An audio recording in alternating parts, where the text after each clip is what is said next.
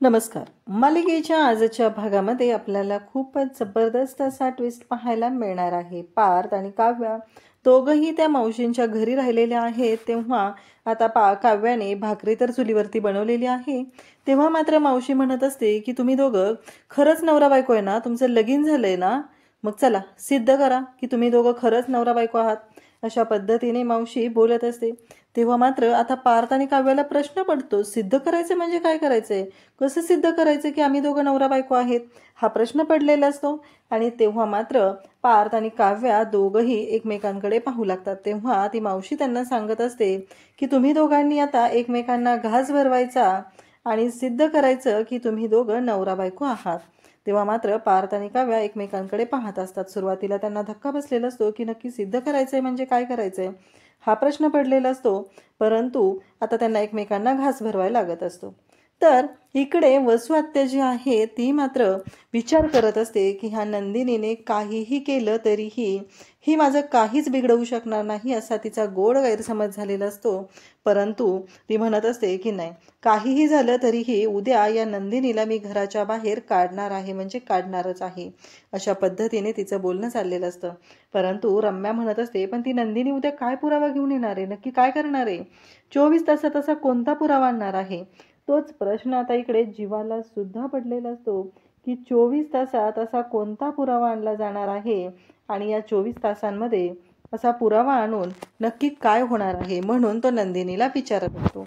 खरं तर नंदिनी असा पुरावा आणणार आहे की 24 तासामध्ये की वसू आत्या आणि रम्या या दोघींचीच हकालपट्टी होणार. तर हे सगळं कशा पद्धतीने होणार आहे, नक्की पिहूने काय चित्र काढलेलं आहे, ते सगळं आपल्याला आजच्या या व्हिडिओमध्ये पाहायला मिळणार आहे. त्यासाठी हा व्हिडिओ शेवटपर्यंत पहा. त्याचबरोबर चॅनलवरती नवीन असाल तर चॅनलला सबस्क्राईब करा. नंदिनी म्हणत असते की हो, हे सगळं केलेलं आहे ते वसू आत्याने केलेलं आहे. पण आता विक्रम जो आहे तो वेडासारखा बोलत असतो. विक्रम म्हणत असतो की कसं शक्य आहे, कारण वसुताई असं करणं शक्यच नाहीये. तेव्हा रम्या म्हणत असते तू उठसूट माझ्या आईवर आरोप करत आहे, या सगळ्याचा काय पुरावा आहे तुझ्याकडे ग, म्हणजे तू माझ्या आईवर आरोप करशील आणि आम्ही ते सहन करायचं, गप्पपणे ऐकून घ्यायचं, अजिबात नाही, या गोष्टी आम्ही सहनच करणार नाही, अशा पद्धतीने रम्या बोलत असते. खरं तर मानिनीला नंदिनीची बाजू पटत असते. मानिनीला जाणवत असतं की नाही, हे सगळं जे काही घडतंय ना ते खरंच वेगळं आहे आणि यामध्ये नंदिनी जे बोलते हे सगळं कुठंतरी पटतंय, हे मानिनीच्या वागण्यातनं दिसत असतं. तेव्हा इकडे लगेचच बोलत असते ती म्हणजे नंदिनी, आता पिहू जे सांगते ना ते सगळं खरं आहे, तिने कोणाच्याही इन्फ्लुएन्स खाली येऊन बोलत नाहीये, तर ती स्वतः बोलतीये. तेव्हा रम्याचं असं म्हणणं असतं की मागच्या वेळेस ही पिहूने असाच कांगावा केलेला होता आणि सगळ्यांच्या समोर मला तिने एकटं पाडलेलं होतं, पण आता तसं काही झालेलं नाही, असं नंदिनी सांगत असते. नंदिनी म्हणत असते हो, मागच्या वेळेस झालं असेल तसं, पण आता पिहू जे बोलते ते सगळं खरं बोलत आहे. आता वसूचं तोंड बघण्यासारखं झालेलं होतं. वसूला प्रश्न पडलेला असतो की हे सगळं काय आहे, म्हणजे या सगळ्याचा अर्थ काय आहे, हा प्रश्न वसूला पडलेला असतो. आणि वसू म्हणत असते की नाही, हे सगळं जे काही आहे ना हे खरंच थांबवलं पाहिजे. वसूला खरं तर भीती वाटत असते. आणि इकडे मग हे पिहूने काढलेलं चित्र आहे, या चित्राचा काय अर्थ आहे, म्हणजे पिहूने चित्र काढलं होतं ना, मग असं का, हा प्रश्न नंदिनी विचारते. तेव्हा नंदिनी ते चित्र दाखवत असते, म्हणत असते बाबा बघा, हे चित्र आहे ना हे पिहूने काढलेलं आहे. ह्या चित्रात कळतंय तुम्हाला, लग्नाचा मंडप काढलेला आहे, त्याचबरोबर त्या लग्नाच्या मंडपामध्ये तिने काय काय काढलेलं आहे तुमच्या लक्षात येतंय ना, हे सगळं बोलणं चाललेलं असतं. आणि तेव्हा मात्र इकडे नंदिनी अक्षरशः जीव तोडून बोलत असते, एवढंच काय तर या चित्रामध्ये तुमच्या लक्षात येत असेल, असं नंदिनीचं म्हणणं असतं. परंतु तिच्यावर विश्वास ठेवायला मात्र हे कोणीच तयार नसतात, कारण त्यांना मात्र प्रश्न पडलेला असतो. ती म्हणते लग्नाचा मंडप काढलाय, नंदिनी पार्थ लिहिलंय, शुभविवाह लिहिलंय, लग्नामध्ये ना पार्थ एकटे उभे आहेत आणि माझ्या नावावरती क्रॉस केलेला आहे. तेव्हा मात्र लगेचच आता नंदिनी बोलायला सुरुवात करते. नंदिनी म्हणते क्रॉस केले म्हणजे याचा अर्थ काय आहे. तेव्हा लगेचच आता रम्या म्हणत असते की क्रॉस केलं याचा अर्थ असा तर होत नाहीये ना की तुला किडनॅप केलेला आहे, आणि या चित्रावरून कुठंच स्पष्ट होत नाहीये की तुला यामध्ये आईने किडनॅप केलेला आहे, असा कोणताच मुद्दा इथं येत नाही, अशा पद्धतीने बोलणं चाललेलं असतं. तेव्हा मात्र आता सगळ्यांनाच तिथे प्रश्न पडलेला असतो. आणि मग ते चित्र नंदिनी वसू आत्याला दाखवते आणि वसू आत्याला म्हणू लागते बघितलं ना, या चित्राचा काय अर्थ आहे ते. तेव्हा इकडे वसू लगेचच ते चित्र विक्रमला दाखवते आणि हा जो विक्रम आहे ना खरंच वेड्यासारखा वागायला लागलेला आहे.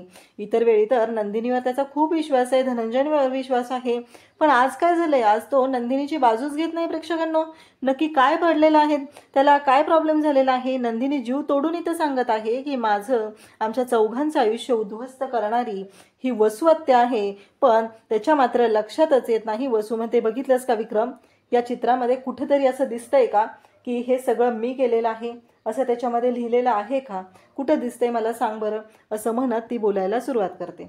तेव्हा मात्र नंदिनी जीव तोडून सांगत असते, हे बघितलं का, काय दिसतंय, आणि तुम्ही सगळे काय म्हणताय, अरे ह्या चित्रामध्ये काय दिसतंय. तेव्हा मानिनी म्हणत असते की बरोबर आहे, या चित्रामध्ये जे दिसतंय ना त्यावरून तर स्पष्ट होतंय की या सगळ्या मागे कोणाचा हात आहे. तेव्हा रम्या म्हणते, या चित्रावरून कुठेच स्पष्ट होत नाहीये. तेव्हा जीवा म्हणतो की आत्ता मला कळायला लागलेलं आहे की सकाळपासून नंदिनी एवढी टेन्स का होती, सकाळपासून तिला एवढं टेन्शन का आलेलं होतं, या गोष्टीचं उत्तर आत्ता माझ्या समोर आलेलं आहे, आत्ता माझ्या लक्षात येत आहे, असं बोलणं सुरू झालेलं असतं. आणि तेव्हा मात्र इकडे आता सगळेजण तिथे पाहत असतात. जीवा म्हणतो की आता मला कळलेलं आहे की नंदिनीला कशाचा त्रास होत होता, नंदिनी कशामुळे एवढी डिस्टर्ब होती.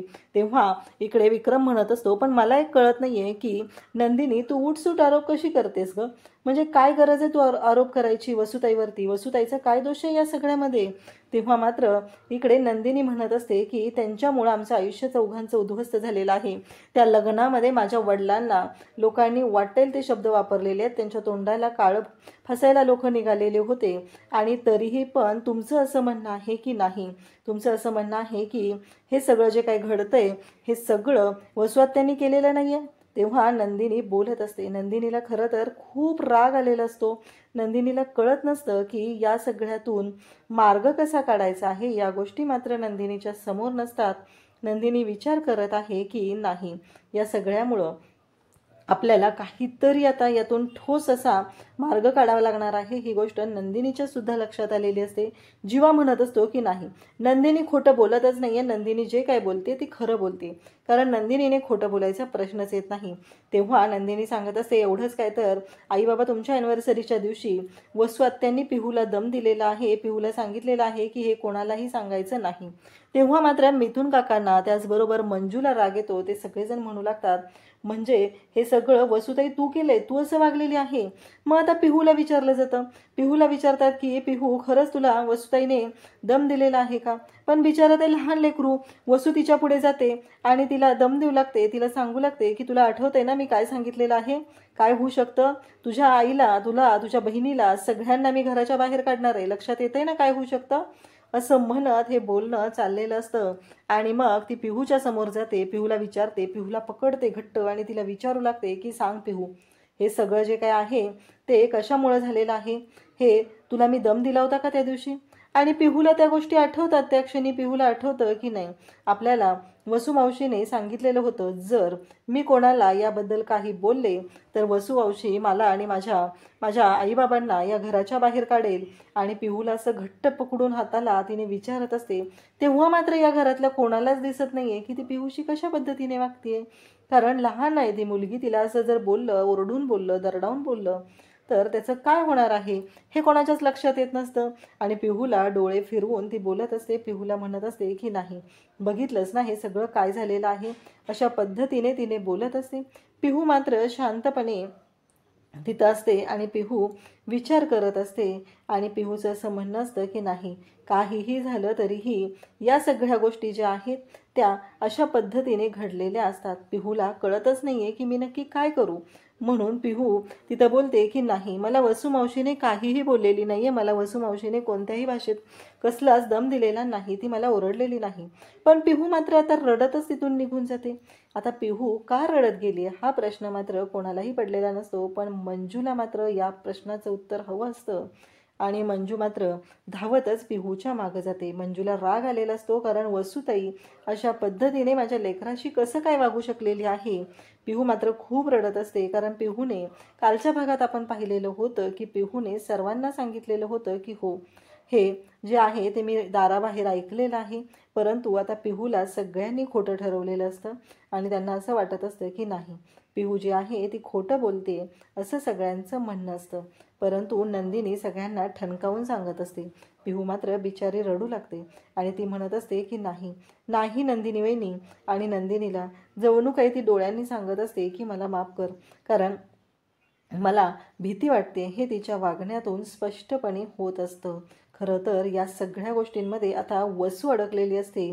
पण वसू आणि रम्या एवढ्या पोचलेल्या असतात की त्या अशा पद्धतीने बोलत असतात. आता विक्रम पुन्हा ओरडायला सुरुवात करतो नंदिनीला.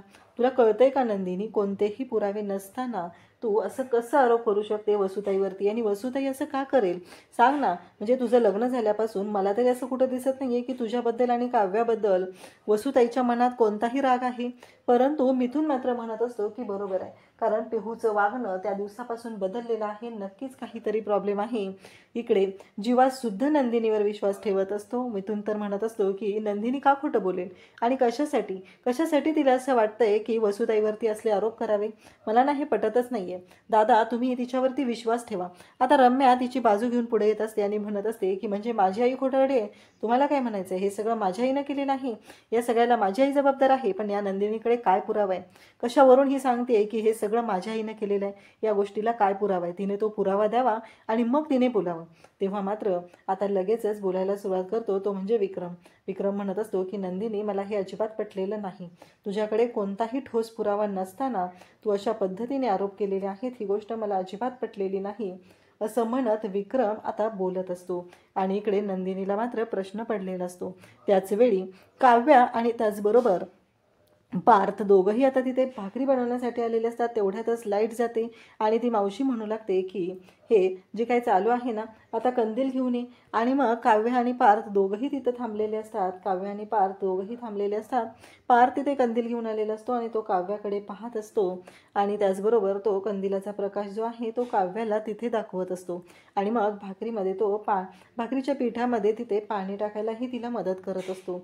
पण त्याच वेळी काव्य मात्र एकदम दचकते, कारण पाणी खूप झालेलं असतं.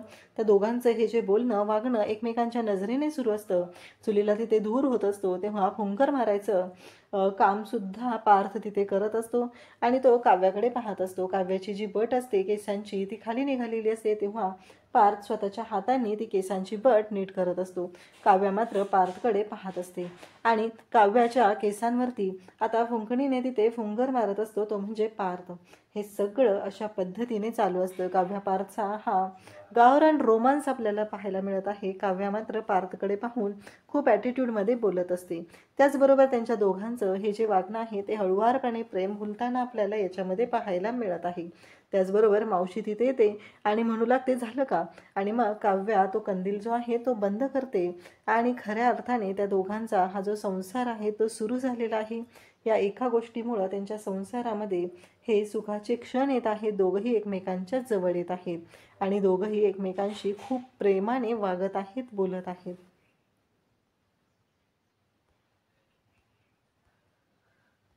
आता मानिनीने नंदिनीची बाजू घेतलेली आहे. मानिनी विक्रमला सांगते की नंदिनी खोटं बोलणार नाही. उलट वसू आत्या म्हणजेच ताईंविषयी तुमच्या लक्षात आलं होतं का की जेव्हा पार्थचं लग्न जमलं होतं तेव्हा वसू आत्याने किती मोठा राडा केलेला होता. त्यांना हे जमलेलं लग्न अजिबात मान्य नव्हतं. त्यांना या मुलींबरोबर काही प्रॉब्लेम नव्हता, पण त्यांच्या वडिलांबरोबर मात्र प्रॉब्लेम होता. धनंजय यांच्यावर त्यांचा खूप मोठा आक्षेप होता, हे तुम्हाला आठवत आहे का, असं म्हणून मानिनीने बरोबर नंदिनीची बाजू घेतलेली आहे. आणि जेव्हा ही मानिनी सांगते तेव्हा काही गोष्टी विक्रमला पटत आहेत. कारण जेव्हा लग्न जमलेलं असतं आणि पत्रिका देखील छापून आणलेली असते तेव्हा वसुंधराने सर्वांच्या समोर ती पत्रिका फाडून टाकलेली असते.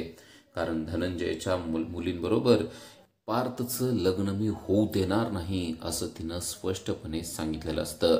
म्हणजे वसू आत्या असं करू शकतात असं नंदिनी विक्रमला समजून सांगण्याचा प्रयत्न करते. पण विक्रमला मात्र ही गोष्ट अद्यापही तेवढी पटलेली नाही आणि तेवढ्यात चक्क वसू आत्या रडायचं नाटकच सुरू करते. ते अक्षरशः रडत रडत मानिनीच्या समोर येते आणि म्हणते, तुम्हाला असं वाटतं का की लग्न मला पटत नाहीये म्हणून मी माझ्या भाच्याच्या बायकोला लग्नाच्या मांडवातून पळून नेण्याचा प्लॅन करेल, तिचं अपहरण करेल. इतकी वाईट मी वागू शकते का दादा, तूच सांग, असं म्हणून ते विक्रमला आता स्वतःच्या वशमध्ये करत आहे. आणि विक्रम देखील, ताई तू रडू नको, तू असं करणारच नाही या गोष्टीबद्दल मला खात्री आहे, असं म्हणून तो चुकीच्या व्यक्तीच्या पाठीशी उभारलेला आहे. आणि वसुंधरा मानिनीला मुद्दाम मनवण्याचा आणि स्वतःच्या बाजूने करण्याचा प्रयत्न करते. तुम्ही माझ्यावर नको तसले आळ घेताय, असलं बोलण्याची तुम्ही काहीच गरज नाहीये, मी असं अजिबात केलेलं नाही. तुम्ही नंदिनीला बोलायला पाहिजे, तर उलट तिनं माझ्यावर केलेल्या घाणेरड्या आरोपाला तुम्ही पाठीशी घालताय आणि तुम्ही तिच्या पाठीशी उभा राहताय. तेव्हा विक्रम मात्र वसुंधराच्याच पाठीशी ठाम असल्याचं तिला सांगत आहे. तो म्हणतो, हे बघ मानिनी, तुला असं वाटतं का की वसुंधरा असं करू शकते? तुला वाटत असेल, पण मला मात्र अजिबात वाटत नाहीये. कारण कोणताच पुरावा आता नंदिनीकडे नाहीये आणि नंदिनीचं सगळं बोलणं हे बिनबुडाचं आहे. त्यामुळं मी वसुंधरावर केलेले हे आरोप अजिबात मान्य करणार नाही. आता नंदिनीला समजलंय की आपण बोलतोय त्या गोष्टीसाठी पुरावा देणं गरजेचं आहे. कारण पुरावाशिवाय ही गोष्ट सिद्ध होऊ शकत नाही. आणि म्हणून आता विक्रमच नंदिनीला म्हणतोय की हे बघ नंदिनी, लक्षात ठेव, तू जे काय बोललीस ते आता विसरून जा. आम्हीही विसरून जातो, पण इथून पुढं असलं अजिबात काही बोलू नको. आता नंदिनीला तो थोडक्यात हा विषय बंद करण्यासाठी सांगत आहे. पण नंदिनी मात्र म्हणते की नाही, हे सगळं काही खरं आहे आणि मी तुमच्याशी खरंच बोललेले आहे. मी पिहूला देखील हे अजिबात सांगायला लावलेलं नव्हतं. पिहूने स्वतःहून सगळं सांगितलेलं होतं. पण आता तुमचा पिहूवर देखील विश्वास नाहीये आणि माझ्यावर पण विश्वास नाहीये, तर ठीक आहे, नसेल तरी पण सत्य ही गोष्ट सत्य असते, लक्षात ठेवा. आणि यांच्यासाठी या अगोदर देखील मी अग्निपरीक्षा दिलेली आहे आणि आता सुद्धा अग्निपरीक्षा द्यायला मी तयार आहे. पण जी गोष्ट सत्य आहे ती कधीच लपून राहणार नाही बाबा, एवढी गोष्ट लक्षात ठेवा, असं म्हणून ती आता विक्रमला सुद्धा सांगण्याचा प्रयत्न करते की वसुंधरा किती चालाक आहे आणि हे सगळं काही वसुंधरानेच केलेलं आहे. पण विक्रमला मात्र हे सगळं मान्य होतच नाहीये. पण जीवाला मात्र हे सगळं मान्य होतंय. पण जीवा मात्र आता काहीच बोलत नाहीये. कारण खरोखरच नंदिनीकडं काहीच पुरावा नाहीये आणि त्यामुळं जर का आपण बोलायला गेलो तर अजूनच भांडणं वाढतील, म्हणून तो शांत बसलाय.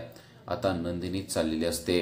नंदिनी सांगते की ही गोष्ट मी सिद्ध करून दाखवल्याशिवाय शांत बसणार नाही. मी सिद्ध करलेच की वसवात्या यांनी किती मोठा कांड केलेला आहे आणि तो त्यांनीच केलेला आहे आणि बाहेरच्या व्यक्तीशी हाताला धरून केलेला आहे. लवकरात लवकर या गोष्टीचा मी न्यायनिवाडा करेल, असं ती वसुंधराच्या समोर जाऊन बोलत आहे. तेव्हा वसुंधरा देखील चांगलीच घाबरलेली आहे. असं बोलून नंदिनी जात असते. तेवढ्यात रम्या तिच्या पाठीमागे येते आणि तिचा हात धरून म्हणते की तुला काय वाटतंय, तू काही बोलून जाशील आणि मी ऐकून घेऊ का? आम्ही अजिबात ऐकून घेणार नाही. लक्षात ठेव, तुला जर का हे सिद्ध करता आलं नाही की माझी आई दोषी आहे, तर मग तुला या घरातून निघावं लागेल, तुला या घरातून कायमचं बाहेर जावं लागेल, असं रम्या तिला बोलत आहे. तेव्हा एका क्षणाचाही विलंब न करता नंदिनी तिला म्हणते की असं असेल तर चॅलेंज ॲक्सेप्टेड. जर का मी हे सिद्ध केलं नाही तर मी हे घर सोडून जाईल. पण बिचाऱ्या नंदिनीला एक गोष्ट लक्षात आली नाही. तिने देखील रम्याला म्हणायला पाहिजे होतं की जर का हे सत्य निघलं तर तू आणि वसवात्या या दोघींनीही या घराच्या बाहेर जायला पाहिजे. पण जीवाला नक्कीच ही गोष्ट सहन होणार नाही की नंदिनीला रम्या वाईट बोललेली आहे ते. आणि पुढं दोघींना म्हणजेच रम्या आणि वसुंधराला हकलून देताना जीवा आपल्याला पाहायला मिळू शकतो. कारण जीवा अतिशय रागानं रम्याकडे पाहत आहे आणि त्याचबरोबर तेवढ्याच प्रेमाने तो नंदिनीच्याकडे पाहत आहे आणि नंदिनीशी बोलण्याचा तो प्रयत्न करत आहे. आता नंदिनीनं खूप मोठं चॅलेंज स्वीकारलेलं आहे आणि वसुंधराच्या समोर येऊन ती म्हणते, आता फक्त 24 तास राहिले, तेवढं लक्षात ठेवा. 24 तासानंतर हे सगळं काही क्लिअर झालेलं असेल. तर इकडे काव्या चुलीवर स्वयंपाक करत आहे आणि तिला बनवता येत नाहीये. ती भाकरी करतेय, पण भाकरी करत असताना चटका बसतोय आणि तिला चटका बसल्यानंतर ती आई ग असं करतेय. आणि हे सगळं पाहून मावशी मात्र म्हणतायत की अरे बाबा, तुझी बायको आहे ना, नुसती नाजूक आहे बघ, थोडा चटका बसला की आई ग करतेय, आता भाकरी करायची म्हणल्यावर चटका बसणारच की रे. तेव्हा पार्थ तिच्याकडे पाहतो आणि म्हणतो की ती ना बार्बी डॉल आहे. त्या मावशीला कळत नाही की पार्थ काय म्हणतोय तो. तिच्या नवऱ्याला मात्र कळतं. तिचा नवरा म्हणतो, अगं ते म्हणतायत की त्यांची बायको म्हणजे एक बाहुली आहे. तू पण अगोदर बाहुलीसारखीच होती की, पण आता बाहुली जरा हात करून दाखवतो मोठी झालेली आहे. तेव्हा मावशी म्हणते, हान्म्या जरा गप खा की तू, असं म्हणून ते त्याचं तोंड बंद करून टाकते. इकडे एक एक भाकरी स्वतः काव्या बनवत आहे. पार्थला मात्र या गोष्टीचं वाईट वाटतंय. आता अजून एक भाकरी बनवून तिने त्या मावशींकडे दिलेली असते. मावशी लगेच तिला टोपलं देतात आणि त्या टोपल्यामध्ये ती भाकरी ठेवण्यात येते. पार्थ तिच्याकडं पाहतच राहतो. कित्येक दिवसानंतर असं ती करत आहे, कारण तिला एकतर स्वयंपाक करायला आवडत नाही आणि आता चक्क ती चुलीवर स्वयंपाक करते आहे. आणि तिला चांगलं वाटावं यासाठी पार्थ बहिणाबाई चौधरींची "अरे संसार संसार जसा तवा चुलीवर, आधी हाताला रे चटके मग मिळते भाकर" अशी कविता गात आहे. आणि ती कविता तो गात असतो तेव्हा काव्या त्याच्याकडं पाहतच राहते. काव्याला समजतंय की तो आपलं सांत्वन करण्याचा प्रयत्न करत आहे. काव्याच्या हाताला चटके बसत असतात ते पाहून पार्थला देखील वाईट वाटत असतं. पण त्या मावशी मात्र अजिबात ऐकत नसतात. त्या काव्याला अजून भाकरी बनव म्हणून हट्टच करत असतात. तर इकडे नंदिनी मात्र स्वतःच्या बेडरूममध्ये येऊन बसलेली आहे. आज झालेल्या सगळ्या गोष्टी तिला एक एक करून आठवत आहेत. तिला आठवतंय की कशा प्रकारे वसुंधरावर तिने आरोप केला, पण वसुंधरानं तो आरोप धुडकावून लावला. तर आता रम्यानं वेगळीच गोष्ट समोर आणलेली आहे. आता जर का आपण हे सिद्ध करू शकलो नाही तर आपल्याला घर सोडून जावं लागणार. पण आपली बाजू सत्य असून देखील आपण का घर सोडून जायचं असा विचार ती मनाशी करत असते आणि शांतपणे बसलेली असते.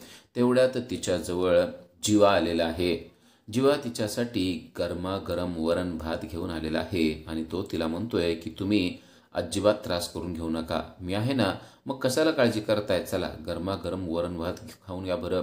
त्यावर मी थोडंसं तूप टाकलंय आणि छान लिंबू देखील पिळून आणलेला आहे, तुम्हाला आवडेल असा बनवून आणलाय, पटकन खाऊन घ्या, गरम आहे तोपर्यंत. पण तिला मात्र खाण्याची अजिबात इच्छा नाहीये. ती म्हणते की मला जरा सुद्धा भूक नाही. तो म्हणतो, भूक कशी नाही, एक घास आईचा खाल्ला ना मग बघा कसं भारी वाटतंय ते, असं म्हणून त्याने एक घास खाऊ घातलेला आहे. एक घास आईचा, एक घास बाबाचा, एक घास काव्याचा, एक घास आरुषीचा, असं करत करत एक घास अगदी जीवाचा देखील त्याने भरवलेला आपल्याला पाहायला मिळतोय. उद्याच्या भागामध्ये आपल्याला पाहायला मिळतं की पार्थ आणि काव्या हे दोघं नवरा बायकोच आहेत हे आता त्यांना सिद्ध करायला लावलेलं आहे. त्या मावशी म्हणतायत की तुम्ही दोघं नवरा बायको आहेत हे तुम्हाला आता सिद्ध करावं लागेल. तेव्हा ते दोघेही घाबरतात आणि म्हणतात की कसं करायचं. तेव्हा ती सांगते की तुम्ही एकमेकाला घास भरवायचा.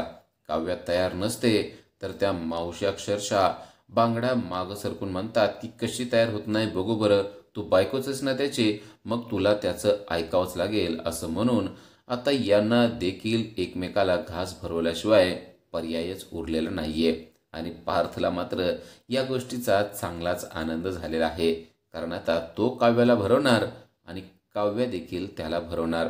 काव्याला मात्र या गोष्टीची खूपच चिडचिड होते, पण आता चिडचिड करून काहीच पर्याय उरलेला नाहीये. इकडे जीवा नंदिनीला म्हणतोय की तुम्ही नक्की कसा पुरावा सादर करणार आहात ते मला सांगा, मी तुम्हाला मदत करतो. आता जीवा हा नंदिनीला मदत करताना आपल्याला पाहता येणार आहे. आता नंदिनी नक्की काय करणार ते अजून तिने सांगितलेलं नाहीये, पण नंदिनी नक्कीच दीपकला सर्वांच्या समोर हजर करेल आणि दीपकला हजर करण्यासाठी स्वतः जीवा तिची मदत करताना आपल्याला पाहायला मिळणार आहे. अशाच अपडेटसाठी आजच आमच्या सबस्क्राईब करा. थँक्यू.